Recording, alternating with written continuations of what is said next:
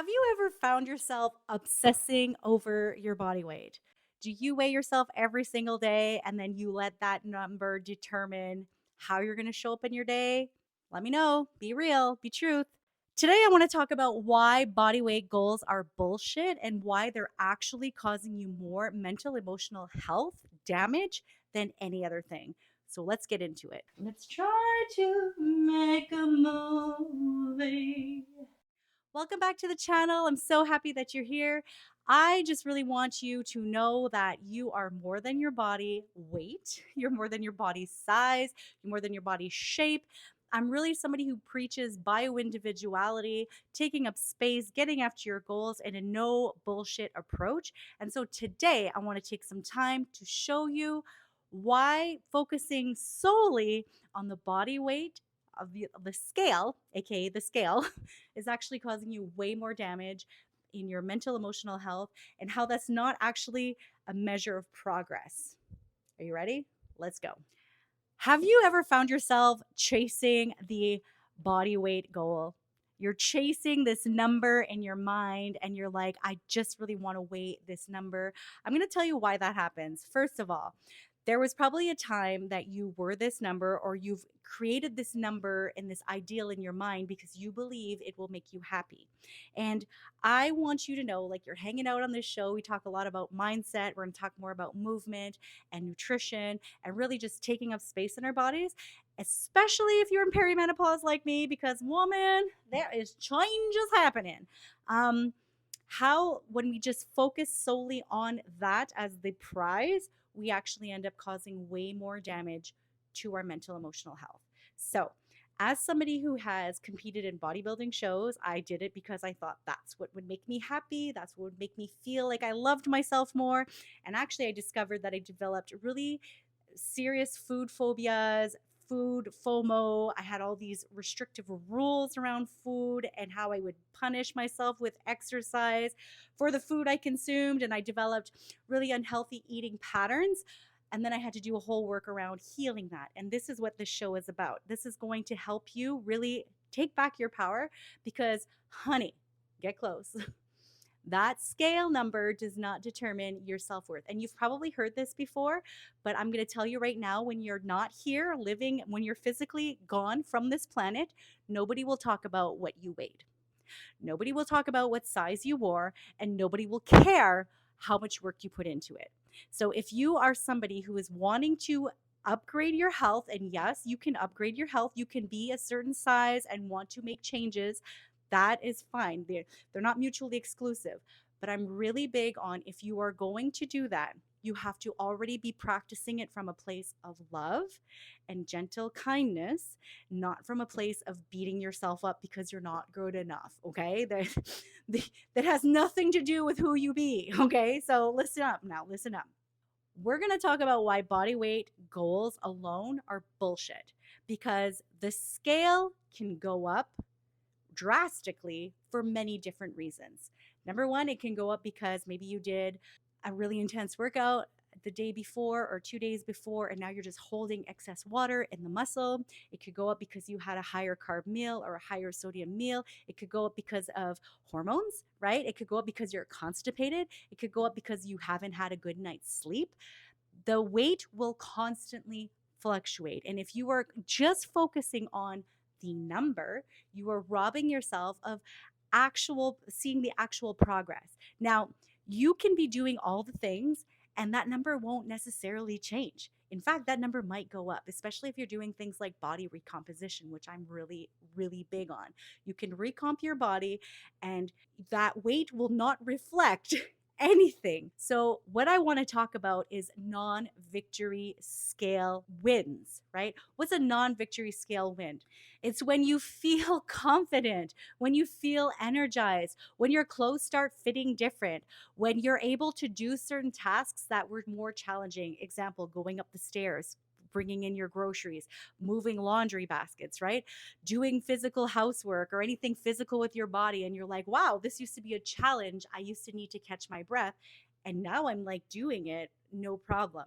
These are non-scale victories that I want you to pay attention to. Also want you to pay attention to how you are feeling in your body. See, you can weigh the number that you're trying to achieve and feel like complete shit. You can feel not energized. You could be crabby as all heck. Like, I mean, you can really break yourself down to get to this ideal weight and then hate your life. I'm not even kidding, okay? Because I've been there.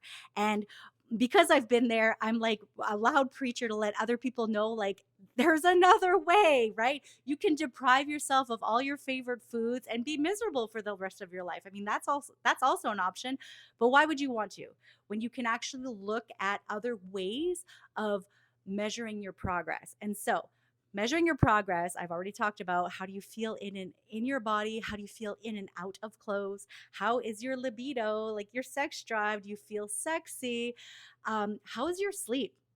How is your sleep? I know for myself, when I was really cutting for my shows, I wasn't sleeping. I was not sleeping. I was dreaming about food nonstop. I felt like a fucking victim. I couldn't go into a grocery store because in my mind, I couldn't have any of these things, right? It really messes with you. And so you need to take your power back. So, how are you sleeping? Are you pooping? Right? Are you energized in your day, or do you feel like you're dragging because you are lacking energy? All of these things are biofeedbacks that are telling you how you're progressing. If you're really wanting to measure progress and you absolutely want to use the scale, I'm going to invite you to attach different tools in combination with that. And these tools look like measuring yourself. You're going to measure yourself. You're gonna take some measurements, be that around your waist, your arms, your thighs, your booty. You just take measurements. And I should have done a little forewarning here. Measurements do not determine your self worth. Okay, repeat after me. I am more than these numbers. But you're gonna take measurements because this will also show your progress and in combination with taking photos. And so if you're taking photos, you're going to take a photo. I always recommend it to clients to take photos in a bathing suit or in something that would really just showcase any kind of changes, because if you're just wearing like a t-shirt and leggings, you're not going to see a lot of definition. But if you're wearing like a bathing suit or whatever else that you want to get into, to really just compare side by side. So you're going to take photos from the front, photos from the side, and photos from behind. Literally, you would be adding these different tools, obviously, without attaching any mental, emotional focus to that, because those numbers don't represent you at all. And nobody is judging you as hard as you are judging yourself. And so you need to really do some healing work around that, working towards like, what can I accept about myself today, and like making small progress without beating your human down. Like, literally, none of this is going to matter in the end. Right? You want to live a really fulfilled life, and that starts with you taking up space in your body. If you're somebody that was like me, who used to weigh herself all the time, I'm going to recommend you probably just break that scale. Hide it, put it away, throw it out, smash it, whatever. Try to break that pattern, because if you are you, and because you're probably using it like I was, where you start to feel a certain way. Like for me, it'd be like, oh man, I'm feeling really good. And then I'd get on that scale and I'd be like, the fuck? And then it would ruin my day. Even though I woke up feeling energized, even though I'd been feeling some more pep in my step, right? I would weigh myself and then it would just derail everything because I was so focused on what that number meant about me, when it means nothing. Literally means nothing by itself. And so, if you're somebody who's obsessed with weighing yourself, I would say maybe take a break from that. Take photos instead, take measurements perhaps, or just use the biofeedback that your body's naturally giving you. Like, how are you feeling in and out of clothes?